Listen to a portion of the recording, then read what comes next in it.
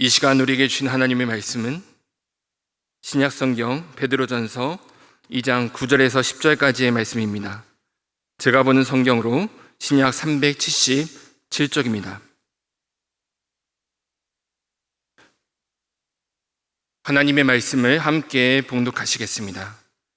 그러나 너희는 택하신 족속이요 왕같은 제사장들이요 거룩한 나라요 그의 소유가 된 백성이니 이는 너희를 어두운 데서 불러내어 그의 기이한 빛에 들어가게 하신 이의 아름다운 덕을 선포하게 하려 하심이라. 너희가 전에는 백성이 아니더니 이제는 하나님의 백성이요 전에는 긍휼을 얻지 못하였더니 이제는 긍휼을 얻은 자니라. 아멘. 여러분의 MBTI는 어떻게 되십니까? 저는 MBTI에 따르면 인프피라고 합니다. 인프피는 그렇게 많은 종류의 사람은 아니지만 어쨌든 MBTI의 분류에 따르면 굉장히 조용하고 감성적이면서 계획이 없는 그런 사람이라고 정의가 되어 있더라고요. 하지만 저는 O형이면서 물병자리면서 제 탄생석은 58이기 때문에 그런 MBTI 같은 유사각은 믿지 않습니다. MBTI나 탄생석이나 별자리나 혈액형이나 이런 것들이 요즘 많이 유행을 합니다. 특히 MBTI 같은 경우에는 정말 많은 유행을 하고 있죠. 이것을 가지고 16개로 사람을 쪼개서 저를 쪼갠다는 게 아니고요. 16분류로 사람을 분류해서 이제 어떤 사람이 어떤 영향을 가지고 있고 어떤 성향을 가지고 있는지를 찾아봅니다. 그러면서 나는 어떤 종류의 사람인지를 찾아보고 때로는 감탄하고 때로는 이런 것도 있어? 생각하면서 그렇게 한번 돌아보죠. 왜 우리는 이런 것들에 열광할까요? 왜냐하면 우리는 나를 알고 싶어하는 마음이 있기 때문입니다. 내가 누구인가? 나는 어떤 사람인가? 나는 무엇을 잘할 수 있고 나에게는 어떠한 영향력이 있으며 나의 존재하는 이유와 목적은 어디에 있는가? 우리는 다 이런 것들을 궁금해합니다. 그렇기 때문에 이런 것들을 조금이라도 알려줄 수 있을 것 같은 것들이 우리 주변에서 유행을 하면 거기에 관심을 가지고 호기심을 보이고 혹시 나는 이런 사람인가? 들여다보고 자기를 비추어 보려고 하죠. 우리는 그렇게 자신의 모습을 찾고 내가 할 수 있는 것들을 알고 궁극적으로는 내가 어떤 사람인가를 알고자 합니다. 우리는 그것을 바로 정체성이라고 합니다. 이런 정체성은 우리가 가지고 있는 다른 영역에서도 찾아볼 수가 있습니다. 우리의 출신 같은 것들이죠. 어느 학교를 나왔느냐, 나는 지금 어디에 있느냐, 어디서 태어났느냐, 나의 아버지 어머니의 직장이 무엇이고 내가 지금 살고 있는 동네의 이름이 뭐고 내가 지금 거주하고 있는 아파트의 이름이 무엇이냐, 이런 것들을 가지고 우리는 우리의 소속을 어디에 있는지 맞춰보려고 합니다. 이제 거기에서 나는 유대감을 느끼고 내가 가지고 있는 어떤 뿌리가 거기 있다라고 생각을 하고 그리고 그 안에 함께 있는 사람들과 어울리는, 그래서 우리의 마음에 있는 나는 누구인가에 대한 그 궁금증을 소속감을 통해서 해결하려고 하는 부분들이 있죠. 그 중에서 어떠한 소속, 어떠한 출신은 우리에게 그냥 이름만 존재하는 그런 영역으로 나누는 것들이 아니라 실제로 우리의 삶을 완전히 갈라놓는 것들도 있습니다. 예를 들면 국적과 같은 것들이죠. 같은 민족, 같은 한반도, 그러나 어느 국적을 가지느냐에 따라서 우리는 전혀 다른 삶을 살 수가 있습니다. 내가 아무리 잘생겼어도, 내가 아무리 능력이 있어도, 내가 아무리 머리가 좋아도 그 능력을 우리는 대한민국이라는 이 국적을 가지고 있으면 마음껏 사용할 수 있고 자유롭게 활용할 수 있고 때로는 그걸 가지고 누구를 놀릴 수도 있죠. 그리고 불평과 불만을 이야기할 수도 있습니다. 그러나 같은 얼굴, 같은 머리, 같은 재능을 가지고 있어도 조금만 북쪽으로 올라가 있는 저 북한 땅으로 가게 되면 그곳에서는 이런 것들이 하등 소용이 없습니다.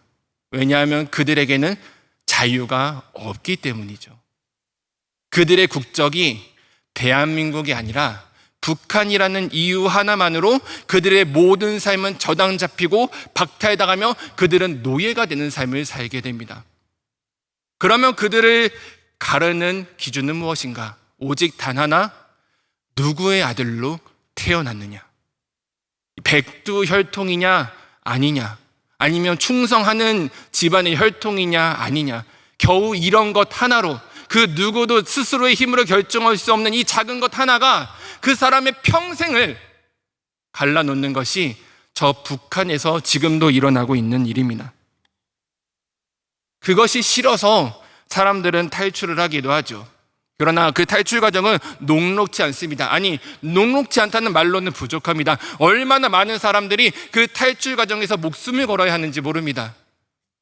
경비원들의 총에, 저 어둡고 깊은 강을 건너도 인신매매범 공안이 여전히 있고 언제 어디서 누구한테 잡힐지 모르는 그런 여러 상황 가운데에서 1만 킬로 정도 되는 거리를 어떻게 건너가도 끝내는 자기의 손과 자기의 힘으로는 어떻게도 할 수 없어서 다른 사람들의 도움을 받아 겨우겨우 비행기를 타고 이 대한민국으로 들어오면 그때서야 그들은 지금 우리가 아무렇지도 않게 누리고 있는 이 자유와 평화와 행복을 누릴 수가 있습니다. 우리가 그냥 아무렇지도 않게 갖고 있는 그 주민등록증 하나, 그러나 평소에는 그냥 이것은 나를 증명해주는 신분증일 뿐이지만 누군가에게는 이것 하나가 자기의 평생과 자기의 목숨을 걸고서라도 얻기를 원하는 바로 그 자격이고 조건이고 정체성인 것이죠.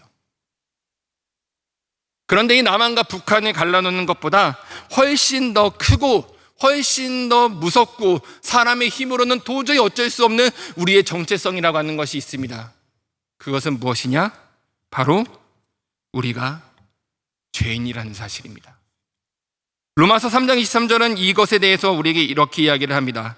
로마서 3장 23절의 말씀을 한번 같이 읽어보겠습니다. 시작. 모든 사람이 죄를 범하였음에 하나님의 영광에 이르지 못하더니. 아멘. 우리가 죄인이 왜 되는가? 왜 우리가 죄인이어야 하는가? 성경이 이것에 대해서 창세기부터 우리에게 많은 것들을 알려주고 있지만 그러나 여전히 우리의 마음속에는 납득되지 못하는 부분들이 있죠. 아마 저 북한에 사는 사람들도 똑같은 마음이었을 겁니다. 나는 왜 북한 사람이어야 하는가? 나는 왜 이 땅에서 태어났어야 했는가? 나는 왜 이러한 비극적인 삶을, 비참한 삶을, 저렇게 바닥을 기어가는 삶을 살아야 했는가? 그들도 끊임없이 질문을 했을 겁니다. 그러나 그들이 원치 않은 그 삶을, 그들의 신분과 그들의 정체성이 북한 사람이라는 이유만으로 그들은 그 질문을 하는 것조차 허락받지 못하고 살았던 것처럼 우리들도 마찬가지입니다.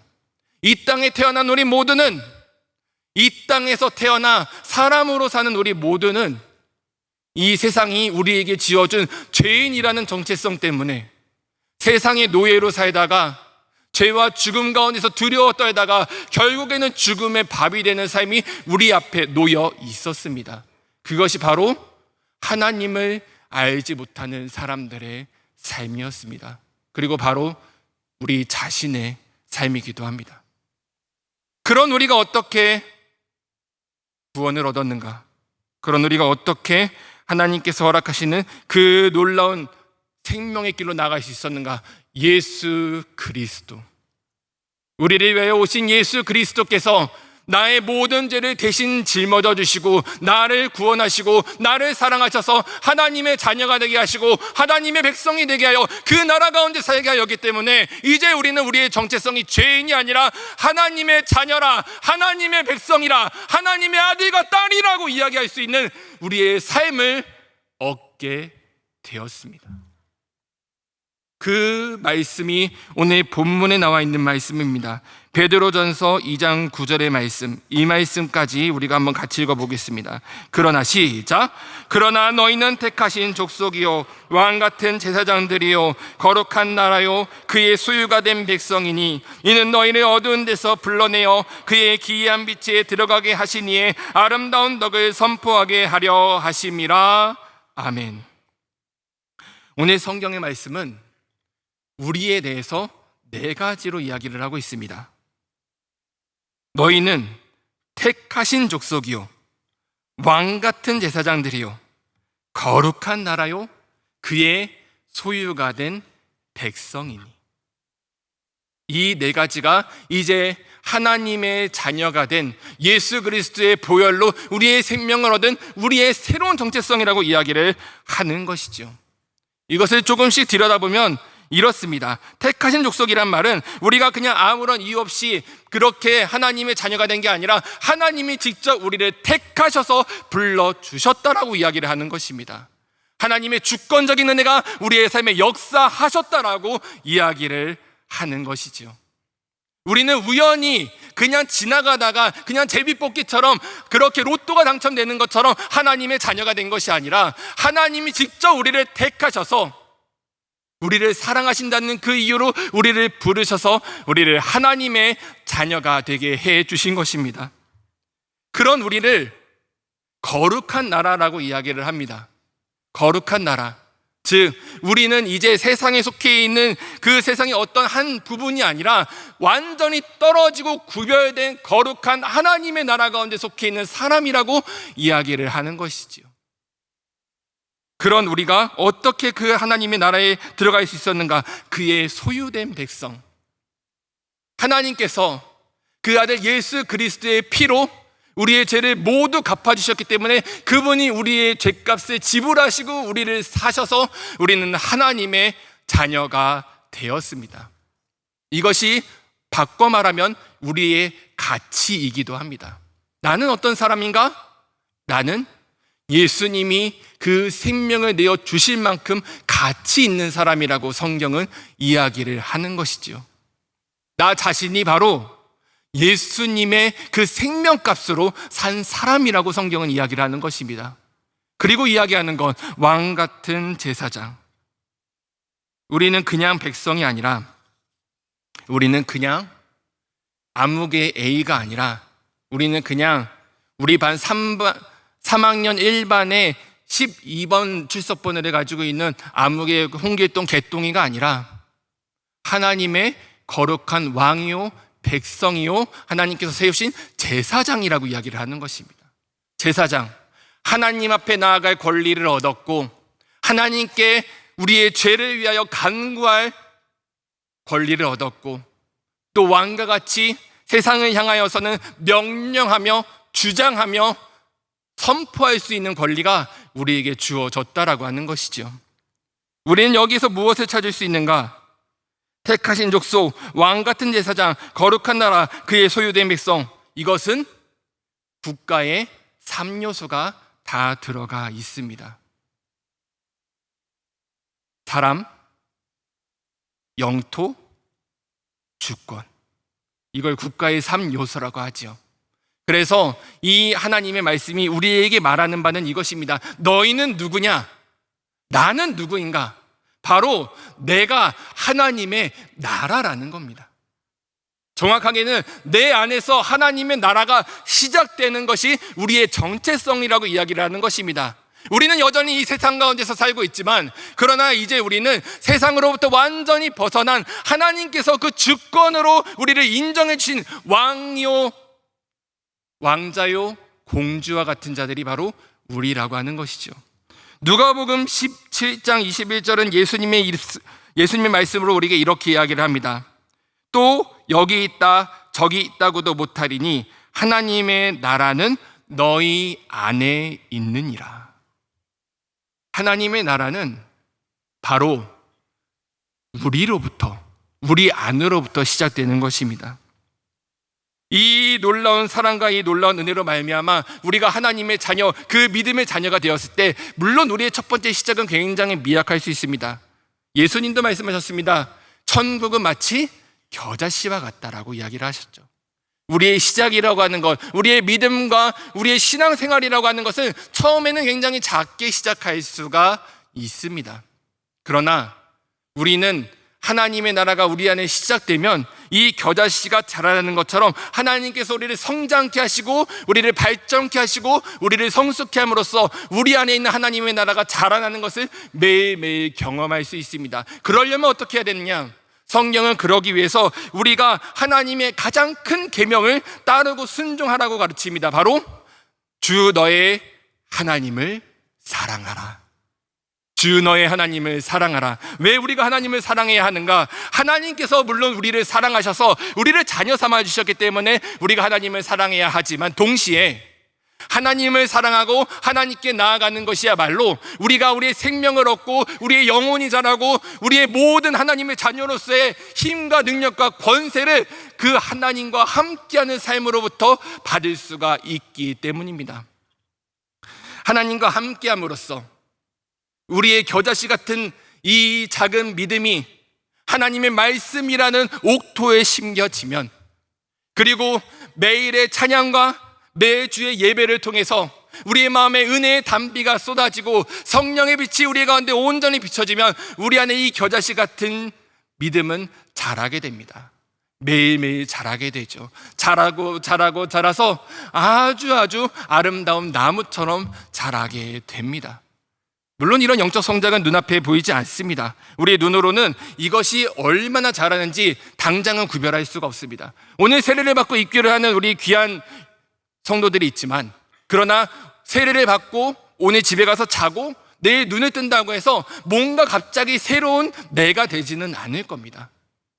그럼 어떻게 우리가 나의 영적 성장을 할 수 있는가? 오늘 위임 목사님께서도 말씀하셨던 것처럼 우리가 하나님의 자녀로서 매일 하나님의 말씀과 예배와 은혜 가운데 살면 내 안에 영혼이 성장하면 무슨 일이 일어나느냐? 우리에게 다가오는 시련 가운데서도 우리는 승리할 수가 있습니다. 우리 앞에 바람이 불어올 때 뿌리 깊은 나무가 바람에 흔들릴지언정 부러지거나 뽑히지 않는 것처럼 우리는 성장하고 승리하며 이겨낼 수가 있습니다. 그렇게 우리는 조금씩 하나님의 아들 예수 그리스도를 향해 성장할 수가 있는 것이죠. 그러면 그 성장으로 끝이냐? 아니요, 성경은 그렇게 이야기를 하지 않습니다. 우리에게 한 가지를 더 이야기하죠. 바로 예수님이 우리에게 말씀하신 두 번째 계명입니다. 내 이웃을 내 몸과 같이 사랑하라. 내 안에 있는 이 믿음이 겨자씨 같이 자라나면 어느새 내 안에 있는 믿음은 저 담장을 넘는 요셉의 나무처럼 점점 지경을 넓혀가기 시작하고, 시작은 나로부터 시작하였지만 그 영향력은 나와 함께하는 사람들에게 전달되게 됩니다. 작은 겨자씨가 자라나 없던 가지가 생기고 나뭇잎이 달리는 것처럼 우리 안에 없었던 선한 행동, 착한 말, 따뜻한 말 한마디가 우리 안에서부터 나타나기 시작합니다. 그리고 우리 안에 있는 예수 그리스도의 빛이 다른 사람들에게도 전달되고 증거되기 시작하죠. 그러면 그 다음에 일어나는 일은 무엇인가? 하나님의 나라가 나로부터 확장되기 시작하는 겁니다. 우리의 가정에, 내가 있는 학교에, 내가 있는 지역에, 내가 살고 있는 이 땅에, 이 나라에, 이 민족 가운데, 나아가서는 모든 세계에 이르기까지 하나님의 자녀가 성장하고 하나님의 백성이 자라나면 하나님의 나라가 이 땅 가운데 넓어지는 은혜가 이루어진다라고 성경은 이야기를 하고 있습니다.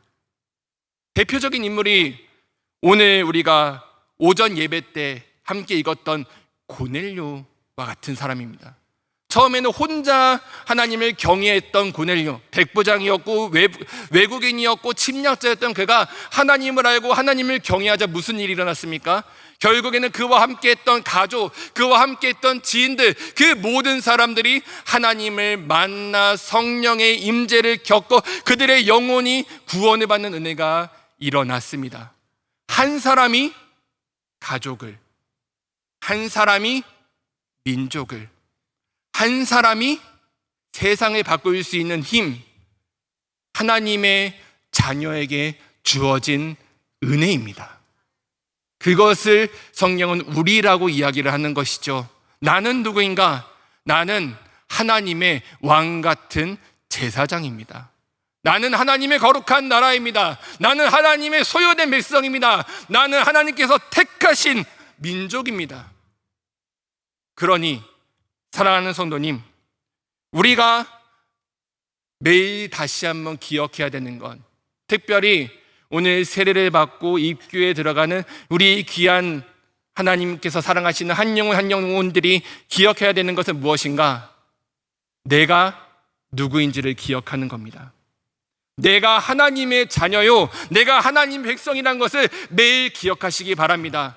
세상은 여러분을 등수로, 점수로, 여러 가지 조건으로 나누고 쪼개고 때로는 경멸하려고 할 것입니다. 그러나 그때에도 결코 잊지 말아야 할 것, 나는 하나님의 딸이다, 나는 하나님의 아들이다, 이것을 기억하시고 하나님 앞에 담대히 나갈 수 있는 믿음이 우리 귀한 하나님의 자녀들 위에 있기를 간절히 바랍니다. 그리고 함께하는 우리 사랑하는 천안중앙교회 성도님들에게도 부탁을 드립니다. 자기가 닭인 줄 아는 독수리는 하늘을 날 수가 없습니다. 그러나 그것은 비단 혼자만 그렇게 되는 것이 아니라 함께하는 사람들도 그렇게 인정해주고 격려해주고 그런 시선으로 바라봐줄 때 가능한 것입니다. 1964년 하버드대 심리학과 교수였던 로버트 로젠텔 박사는 한 가지 실험을 했습니다. 학생들에게 지능 검사라고 하고 돌발 학습 능력 예측 테스트라는 시험을 해서 학생들을 분류를 한 겁니다. 그리고 어떤 사람들에게는 이 학생들이 아주 똑똑한 학생이지만 그러나 다른 사람들하고 차별이 될 수 있으니 이 학생들을 그냥 평상시처럼 대해주세요 라고 선생님들에게만 가르쳐주고, 학생들은 자기가 몇 점을 받았는지 전혀 알지 못하는 상태로 몇 개월이 지나갔습니다. 무슨 일이 있었을까요? 자기가 높은 점수를 받은지는 몰랐지만 선생님은 알았던, 이 학생이 높은 점수를 받은 지능이 높은 사람입니다라고 인정받았던 그 사람은 몇 개월 후에 실제로 그 높은 점수를 얻었습니다. 다 아시는 반전은 무엇이냐? 그 학생과 다른 학생들은 실제로는 아무 차이가 없었다라는 것이죠. 그냥 선생님이 그 학생을 그런 눈으로, 이 학생은 똑똑한 학생이다, 재능이 있는 학생이다, 능력 있는 학생이다 바라봐준 그 한 가지만으로 이 학생의 인생이 바뀐 겁니다. 우리 신앙의 공동체도 마찬가지입니다. 우리가 이 사랑하는 하나님의 자녀들을, 이들이 하나님의 아들이고 하나님의 딸이다, 우리가 먼저 인정해주지 않으면, 우리가 먼저 그들을 사랑으로 보듬어주지 않으면 세상 그 누구도 이들을 하나님의 자녀라고 인정해주지 않습니다. 바로 우리부터입니다. 우리부터 우리 스스로를 인정해야 되고, 우리부터 내 옆에 있는 사람들을 인정해줘야 되고, 특별히 오늘 세례와 입교에 들어가는 우리 귀한 한 영혼 한 영혼들을 우리가 함께 사랑해줄 때, 우리가 그렇게 고대하며 기대하는 우리의 자녀들, 우리의 다음 세대는 우리의 허락된 기대와 소망대로 하나님의 자녀로 자라갈 수 있을 것입니다. 그 믿음을 가지고 하나님께서 허락하신 오늘 이 귀한 시간, 이 날이 우리에게 정말로 축복된 시간, 은혜의 시간임을 다시 한번 기억하면서 우리의 자녀들을 하나님의 귀한 사랑으로서 품어주고 축복해주고 격려해주며, 우리가 함께 나는 누구인가, 우리가 누구인가, 우리는 하나님의 자녀다 고백하며 기쁨으로 함께 나갈 수 있는, 그래서 예수 그리스도의 하나님의 나라를 세우고 복음의 증인이 되며 이 세상의 희망이 되는 하나님의 귀한 성도들이 되시기를 간절히 바랍니다. 기도하겠습니다. 아버지 하나님, 감사합니다. 주님이 우리 가운데 역사하시고 우리에게 귀한 하나님의 자녀됨을 허락하셨으니 우리가 이 믿음을 가지고 오늘을 살아가며 내일로 나갑니다. 우리의 모든 발걸음을 지키시고 인도하시며 하나님의 사랑으로 이끌어 주시옵소서. 이 모든 것 감사드리며 우리 주 예수 그리스도의 이름으로 기도드립니다. 아멘.